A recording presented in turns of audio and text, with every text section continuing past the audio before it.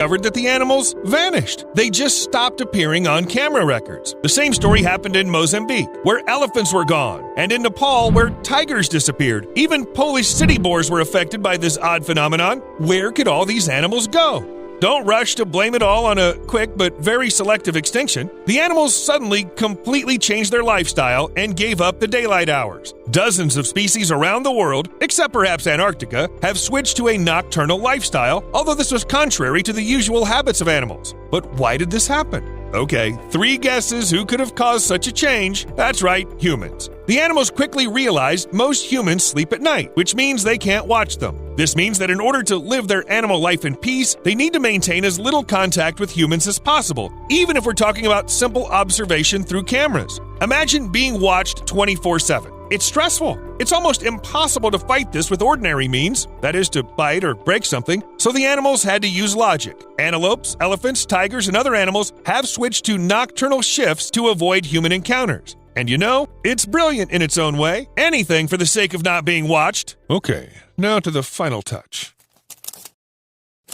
But it's not just about avoiding curious scientists, tourists, and naturalists. I mean, of course, it's annoying to be constantly watched through some kind of binoculars or cameras. Some evidence suggests that non-lethal human activities such as hiking or picnicking induce almost as much terror in wildlife as hunting. However, the mere presence of people around may be the least of the problems. In fact, animals are being hunted, their population dwindles. To do something about it, the red-brocket deer in Argentina learned to avoid human hunters by foraging for food at night. It also reduced competition with other deer species, so it's a win-win for everyone. And all the changes happened very quickly. Evolution could never dream of a speed like that. Anyway, it requires more than a schedule change. To be honest, I've never seen deer live.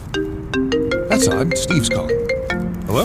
What do you mean these are the wrong bushes? Food is another bonus of a night lifestyle. I've already said that at night you don't have to fight for resources with related species. And it's quite easy to imagine. If you're on your way to the fridge while the rest of your family's asleep, you can get twice as many treats, and you won't even have to share. There's also food you can only get at night. For example, nocturnal rodents, which coyotes began to prey on, something like McVerry Late Dinner, a special menu only available during certain hours. While some animals change their schedule and begin to live at night to hide from humans, others take their places. What for? Well, it looks like humans don't bother them that much. In addition, humans can be used as a kind of shield to hide from predators. This has a certain logic. Even the largest and toughest predators like tigers and bears prefer to stay away from humans. That's odd. I mean, look at the bear. Huge paws, sharp claws, powerful blows, teeth, speed. What can a man without a weapon put against that? Loud screaming? However, for some reason, wild predators don't dare to eat every human they encounter. Moreover, they try their best to avoid us. Why, though? There are several likely reasons for this caution. First of all, it's the ability to walk on 2 legs. Animals often get on their hind legs to appear larger, and we look like that all the time. But there's another reason: weapons.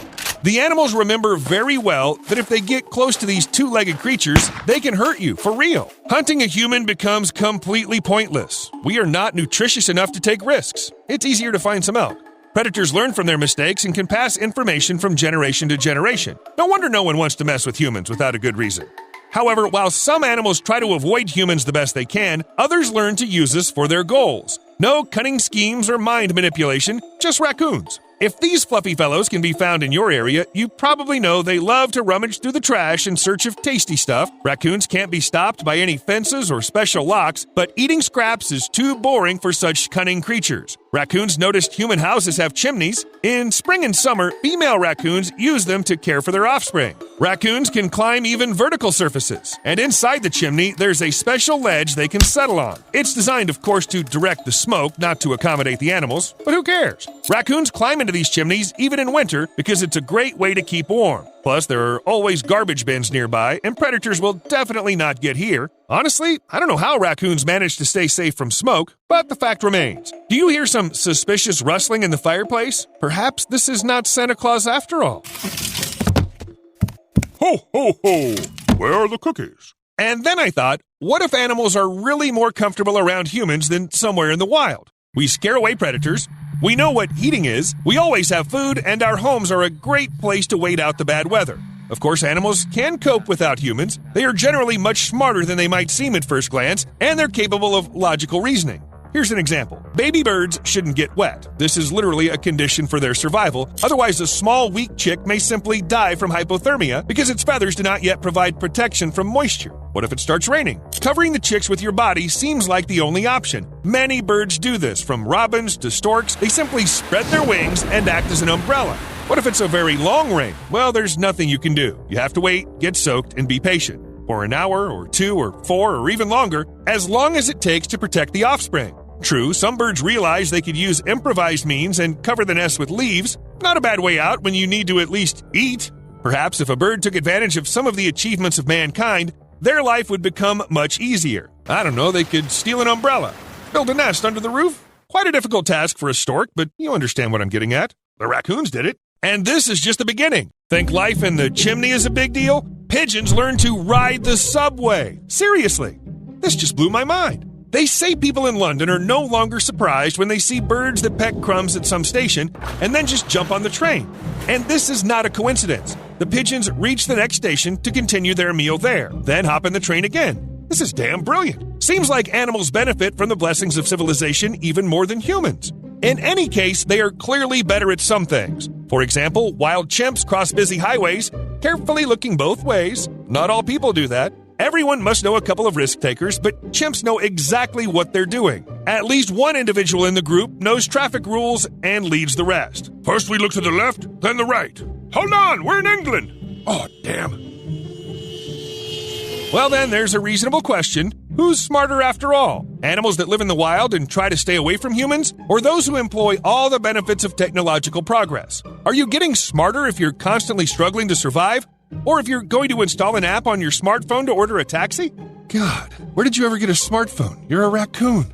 In one of my videos, I already mentioned how rats who live side by side with humans learn to avoid all our traps. Did it make the animals smarter? Perhaps. In addition, there was a large study during which scientists studied the remains of rodents and other small mammals that lived around humans. Some of the samples were about 100 years old. The result was predictable. The animals developed larger skulls and therefore larger brains. But it's too early to make any conclusions. Several animals studied by the team had a decreased size of skull. Was it just an error? Who knows? In fact, the urban environment is a very fresh phenomenon in terms of natural processes. To understand whether it makes animals smarter, we'll need to be patient. Today, cities may teach animals to use logic, and in a million years, everything can easily change. Humans create very predictable, comfortable environments. After all, why bother thinking about where to find food when you can just climb into the trash bin? See you later.